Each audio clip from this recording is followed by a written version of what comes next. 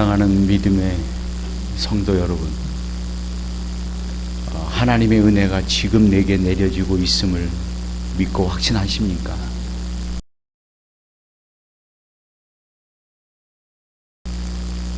분명하게 있어야 할 것이라 하는 것입니다.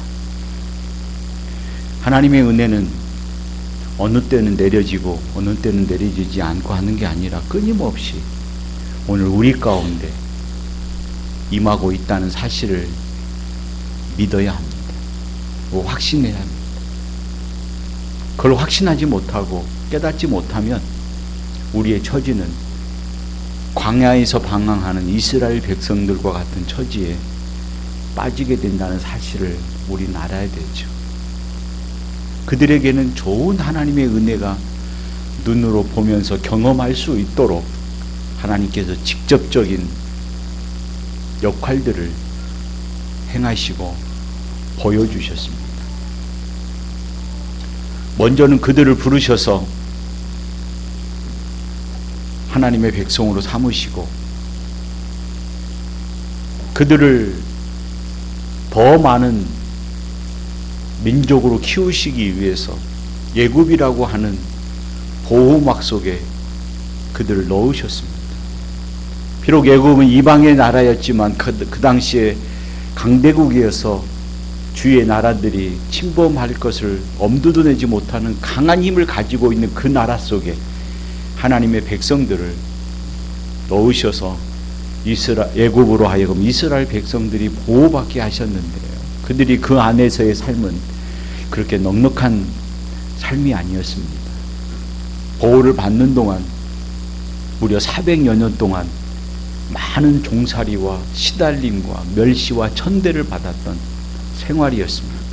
그럼에도 불구하고 하나님은 그들을 통해서 그 모습들을 통해서 하나님의 나라의 백성으로 삼으셨던 것을 우리는 말씀을 통해서 듣습니다. 그리고 하나님의 정하신 때에 그들을 구원하셔서 그들만이 독특한 나라 형태를 이루며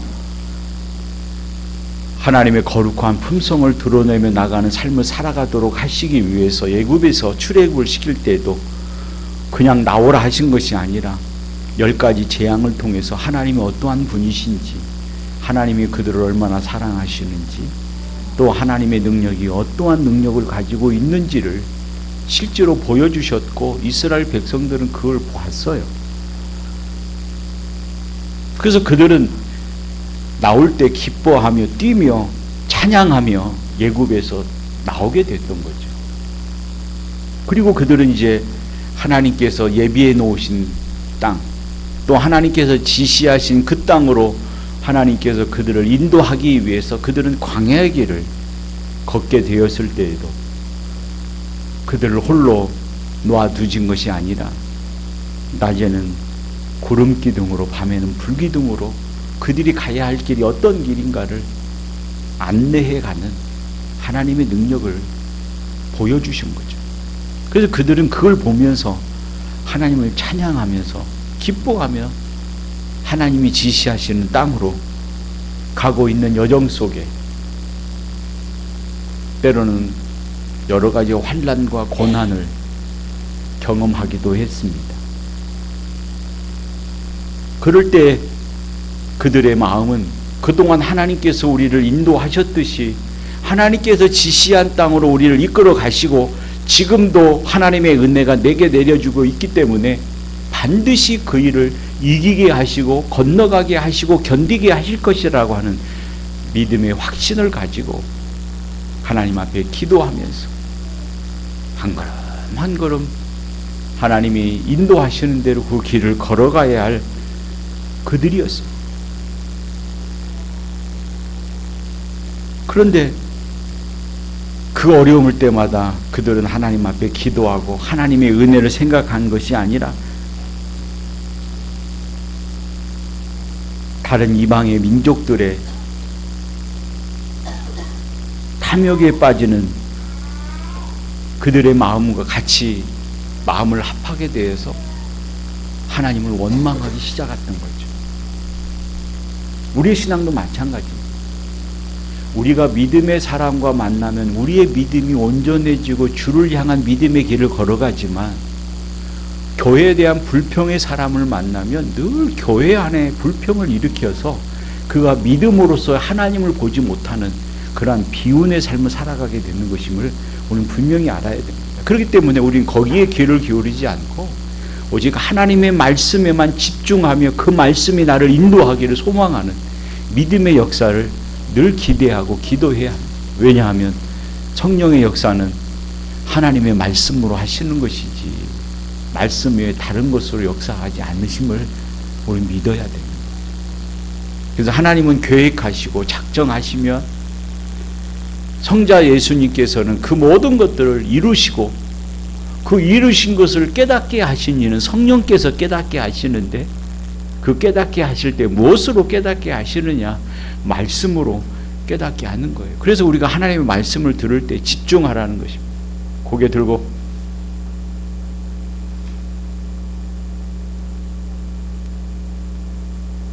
그리고 하나님의 말씀에 마음을 다 드려야 됩니다. 그래야 우리의 믿음에 발전이 있는 거죠. 저는 계속해서 말씀을 드립니다. 우리에게 믿음이 생기지 않는 것은 다른 원인이 있는 것이 아니라 하나님의 말씀에 대한 집중을 하지 않고 있기 때문인 거예요. 그 이외에는 다른 방법이 없습니다. 왜냐하면 하이델베르그의 이 신문에도 분명하게 우리에게 가르쳐주고 있지 않습니까? 우리의 믿음은 하나님이 주시는 은혜의 선물이고, 그 믿음은 하나님의 말씀에 대한 신뢰를 통해서 견고한 의지로 인하여 생기게 되는 것이 뭐다? 믿음이다 그랬어요. 그러니까 하나님의 말씀을 통해서 신뢰를 얻지 못하면 견고한 의지를 갖지 못하는 거예요.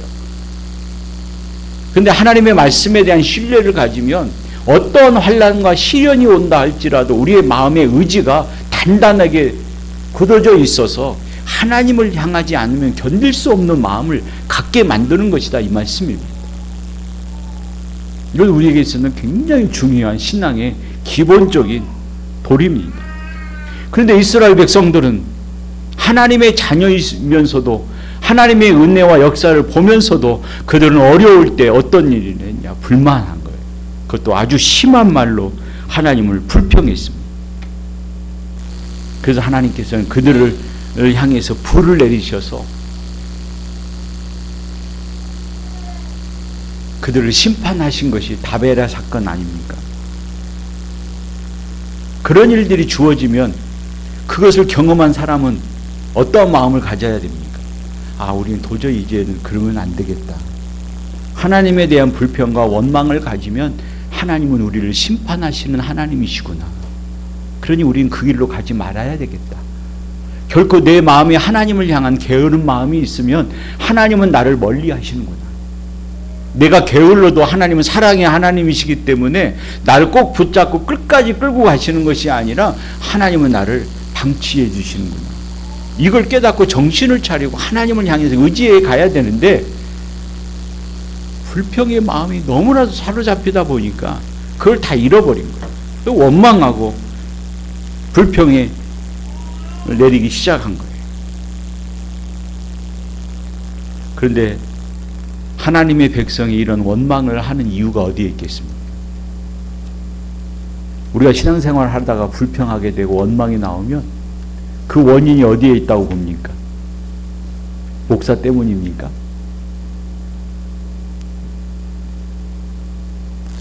그러면 장로님 때문입니까? 권사님 때문입니까? 그래도 아니라는 사람이 아무도 없네요. 아니라고 해야지. 예? 아니라고 하는 분이 아무도 없어요. 누구 때문이 아니라 자기 연면 때문입니다. 자기 때문이에요. 그래서 기도는요, 뭘 구하고 요구하는 게 아니라 자기의 깨어짐이 기도입니다. 하나님 앞에 자기의 연민을 깨트리는 거예요. 근데 우리는 뭘 구하는 것이 기도인 것처럼 착각하고 있습니다. 그러나 절대로 기도는 그게 아니라 자기를 깨트리는 것입니다. 어떤 스님이 설법 중에 이런 이야기를 했어요. 설교 시간에 스님 이야기해도 대단히 죄송한데요. 그분이 이런 이야기를, 기도는 뭘 달라고 요구하고 자기가 원하는 걸 구하는 것은 기복이다, 그렇게 얘기했습니다. 훌륭한 이야기 아닙니까? 그러나 모든 불교든 기독교든 다 그 기도에 빠져 있다라고 외쳤습니다. 이 기도는 뭐냐? 내가 원하는 걸 구하고 요구하는 게 아니라 하나님의 나라가 나로 인하여 이루어지기를 소망하는 그 소원의 기도와 쓰임받기를 원하는 자기 깨어짐이 되어질 때에 하나님께서는 약속하시잖아요. 그 모든 것들을 내가 너에게 더해 주시겠다고 약속하고 있잖아요. 그게 기도인 거예요. 그런데 불평하는 것은 뭐냐면 자기 연민이 살아있기 때문, 자기 인정, 자기 자신 때문이지 누구 때문이 아닙니다. 우리를 부르신 이가 누구십니까? 하나님이십니다. 이스라엘 백성을 되게 하신 이가 누구십니까? 하나님 아니십니까? 그리고 그들을 애굽에서 건져내신 이가 누굽니까? 그들이 아니었습니다. 그들의 노력과 애씀과 수고와 헌신과 피나는 투쟁이 아니었고 그것으로는 도저히 이룰 수 없는 일들을 하나님이 하셨습니다. 우리가 하나님의 자녀가 될 것이라고 상상조차 해봤습니까? 나는 언제 예수 그리스도를 믿어야 되겠다 하고 여러분들이 믿기 시작했습니까? 그러지 아니함에도 불구하고 하나님 우리를 불러내셔서, 하나님이 정하신 때에 우리를 불러내셔서 하나님의 자녀라 삼아주시고 그걸 깨닫게 하셨기 때문에 지금도 우리의 모든 일손을 멈추고 하나님께 오직 영광을 돌리기를 소망하는 마음을 가지고 오늘 우리가 모인 것이 아닙니까? 그게 우리의 신앙의 가장 기본적인 도리입니다. 이스라엘 백성들이 지금 어려운 길을 걸어가고 있지만 그들이 편안하게 길을 잃고 방황하지 않았던 그 이유는 하나님이 낮에는 구름 기둥으로 밤에는 불 기둥으로 그를 인도하셨기 때문입니다.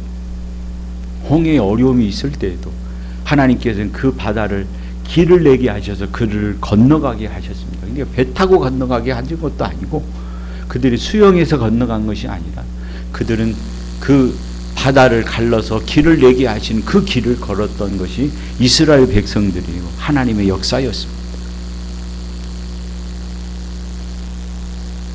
그런 하나님의 인도함을 받는 이스라엘 백성들이 지금 어려움 앞에서 원망합니다. 불평합니다. 심한 말로 저주합니다. 그래서 6절에 있는 말씀을 보면 이런 원망을 합니다. 이제 우리의 기력이 다하여 이 만나 외에는 보이는 것이 아무것도 없도다. 그러니까 어렵고 힘들고 배고플 때 하나님께서 만나를 내리셔서 그들을 먹이셨지 않습니까? 그 먹이심을 가지고 하나님 앞에 감사해야 되는데 그것밖에 없다는 거예요. 감사하지 못했던 거죠. 그러면서 불명합니다. 고기가 먹고 싶다. 생선과 오이와 참외와 부추와 파와 마늘들이 생각난다는 것입니다. 그게 어떤 것이었습니까? 애굽에서 종살이 할 때 주인들이 종들을 일을 시키려면 힘이 있어야 되니까 그들에게 힘이 나도록 그런 것들을 먹였습니다. 그래서 그들은 그들을 먹고 힘을 내서 열심히 주를 위해서 땀 흘리고 노동을 했어야 될 그런 음식이었습니다. 멸시와 천대를 받으면서 먹었던 그 음식이 하나님께서 내려주신 것보다도 더 기억나고 더 생각나고 더 아름답고 더 풍성하게 보였다 이 말씀이에요.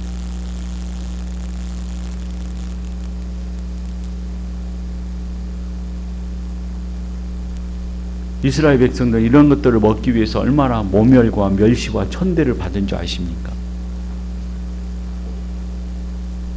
그런데도 불구하고 그것을 먹었던 시대를 기억하는 거죠. 그리워하는 거예요.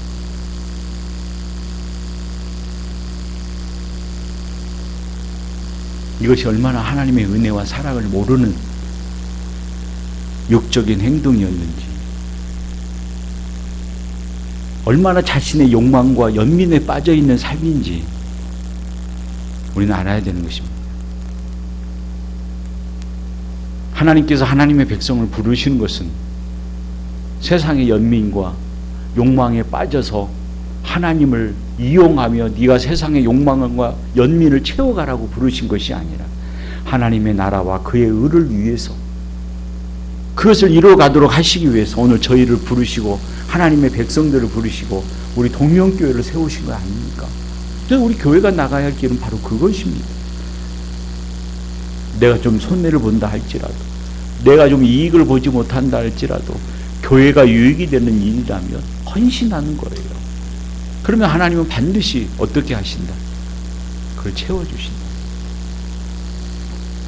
우리는 그거에 대한 분명한 믿음과 확신을 가지고 나가야 하는 삶이 되어야 된다는 거죠.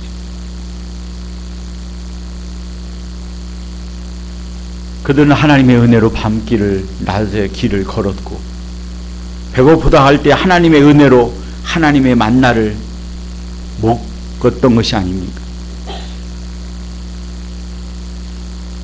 그것을 통해서 하나님께서는 이스라엘 백성들에게 뭘 보여주시냐면 하나님이 너희와 함께하고 있음을, 하나님의 임재하심을 보여주신 거예요. 하나님의 임재의 향기를 맡게 하신 거죠. 그래서 그들에게 그걸 먹이시면서 하나님은 너희들을 책임져 주시고 너를 인도하신다는 거.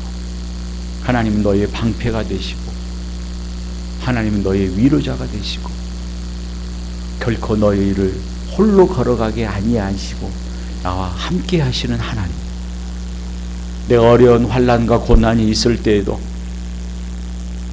네 인생 네가 살아가라 하실 것이 아니라 나를 업어주시고 안아주셔서 나의 환난과 험난의 줄곡을 걸어갈 수 있도록 나를 업어서 인도하시는 그 하나님, 그걸 깨닫게 하시기 위해서 하나님이 그리 하신 거죠. 그러면서 보여주시는 것은 어떠한 어려움과 환난이 있을지라도 나는 결코 너희를 굶주리게 하지 않을 것이고 너희를 추위에 떨게 하지 아니할 것이고 너희들을 홀로 외롭게 놔두지 아니시고 내가 늘 너와 함께 하겠노라 하신 것입니다. 여러분들은 그 사실을 믿습니까? 오늘도 그 하나님은 나와 그렇게 함께 하신다는 사실을 우리는 확신해야 됩니다. 이것을 우리는 가슴에 새기고 살아가야 됩니다. 이스라엘 백성들이 이 사실을 가슴에 새기고 어떠한 환난과 고난이 있을지라도 하나님은 나를 분명히 인도하실 것이다. 내가 사망의 음침한 골짜기를 다닐지라도 하나님은 나를 해를 두려워하지 아니하도록 나를 보호하시고 안위하시고 나를 다스려 주실 것임을 나는 믿습니다. 그리고 푸른 초장으로 쉴만한 물가로 나를 인도해 주실 것임을 나는 확신합니다라고 하는 믿음의 고백과 확신을 우리의 가슴 속에 새기고 살아가는 것이 우리의 삶의 모습이어야 되지 않습니까? 그것이 우리의 믿음의 도리여야 되지 않느냐 이 말이에요. 그것이 나의 믿음의 고백이어야 되지 않습니까? 세상에 지쳐 힘들고 눈물 흘리며 고통스럽고 가슴 아파한다 할지라도 하나님은 나의 위로자가 되심을 믿습니다. 하나님은 나의 방패가 되심을 확신합니다. 그 일을 통해서 하나님은 반드시 나에게 깨닫게 해주시고 요구하시는 것이 무엇인가를 알게 하실 것임을 나는 확신합니다. 우리의 쓰라린 가슴을 움켜잡고 하나님 이것을 통해서 나로 하여금 원하시는 삶이 어떤 삶인지 알게 해주시기를 원합니다. 내가 하나님 앞에 어떠한 삶을 살아가는 것이 하나님의 뜻에 합당한 삶인지를 깨닫게 해주시길 소망합니다. 눈물 뿌려 기도하며 하나님께 도움을 청할 때 하나님은 반드시 우리를 살리든 죽이시든 하나님의 뜻대로 우리를 인도하실 것임을 믿어야 할 것입니다. 이런 불만 속에 있을 때 하나님께서는 이스라엘 백성들에게 만나를 내려주시며 하나님의 임재를 느끼게 할 때 우선 당장은 그로 인하여 기뻐했고 즐거워했고 하나님을 찬양했고 행복해했습니다. 그리고 오직 하나님만을 느끼며 살겠다라고 고백을 하게 되었고 하나님을 바라보게 된 것이 이것 바로 하나님의 은혜입니다. 이 하나님의 은혜를 경험하는 자는 세상의 일로 고민하지 않습니다. 내 주위의 환경의 일로 가슴 아파하지 않습니다. 내가 어떤 여건과 환경이 있을지라도 하나님의 은혜에 확신이 있고 지금도 내게 하나님의 은혜가 있다는 사실을 깨닫는다면 우린 그 환경 속에서도 하나님의 은혜의 깨달음과 하나님의 임재를 느끼며 감사하며 하나님께 영광 돌리는 삶을 살아가게 된다는 사실을 깨달아야 됩니다. 그러나 자기 연면에 빠졌을 때에는 그 은혜가 있음에도 불구하고 은혜를 느끼지 못하는 거예요. 은혜에 반응을 하지 못하는 거예요.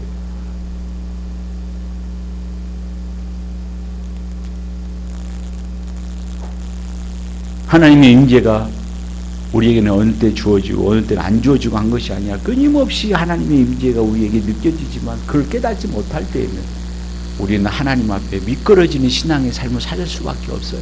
그러니까 하나님의 말씀을 들어도 반응이 없어요. 변화가 없어요.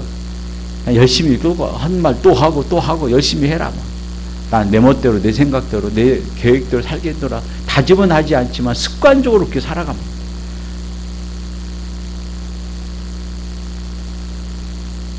하나님의 말씀이 늘 우리 심령 속에 울림이 있어요. 그 울림은 하나님의 은혜가 내게 있음을 느껴질 때 고백할 때 울려지게 된다는 사실을 알아야 되는 것입니다. 그러지 않으면 우리는 늘 하나님의 일을 하면서도 원망하게 되죠. 불평하게 되죠. 왜 나만 이런 일들을 당해야 돼? 내가 왜 이런 일들을 당해야 돼? 왜 나만 해야 되느냐? 왜 나만 이렇게 땀 흘리고 고생해야 되느냐? 불평하게 됩니다.